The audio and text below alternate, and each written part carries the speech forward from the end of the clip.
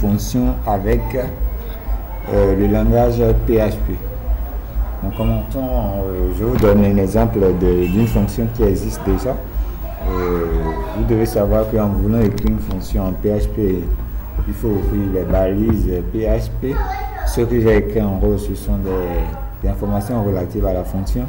Et ensuite, nous avons quelques descriptions du fonctionnement ou quelques détails de la fonction. Et ensuite, la fonction proprement dite. Pour écrire une fonction en PHP, on écrit function. En anglais, vous-même, vous savez que toute la préparation est basée sur le langage anglais. Voilà le nom de la fonction que j'ai écrite, récupérer date. Ça ne traduit pas exactement ce que je vais faire, mais je vais vous expliquer dans la suite. Récupérer date qui prend un paramètre, une date.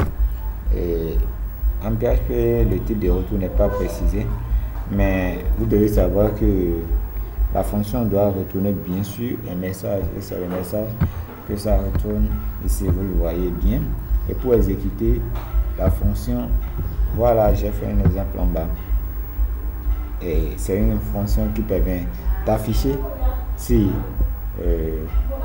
d'abord on prend la date, et si la date on conclut que c'est bien 4 caractères et 10 caractères. Si c'est différent de 10 caractères, ça veut dire que ce n'est pas bon, c'est deux formats. Par exemple 22 05 par exemple 2015. Voilà, soit un format 2015 02 05, ainsi de suite. Ça fait bien sûr 10 caractères. Alors on vérifie, on calcule la différence, on convertit la date en secondes. C'est ça que j'ai fait ici.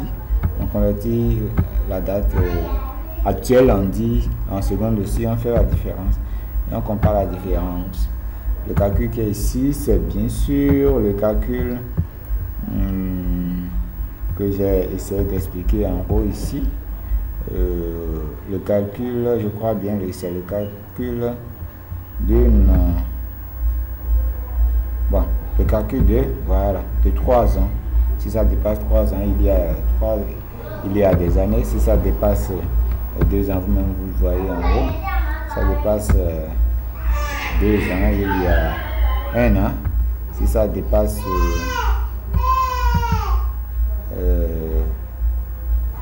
1 an, il y a des mois. Si ça dépasse des mois, il y a des semaines, ainsi de suite. Et c'est le message qui correspond à chaque événement que j'ai écrit là, que j'ai essayé d'afficher. Alors à la fin, on serait obligé de retourner le message qu'on a emmagasiné selon les cas suivants.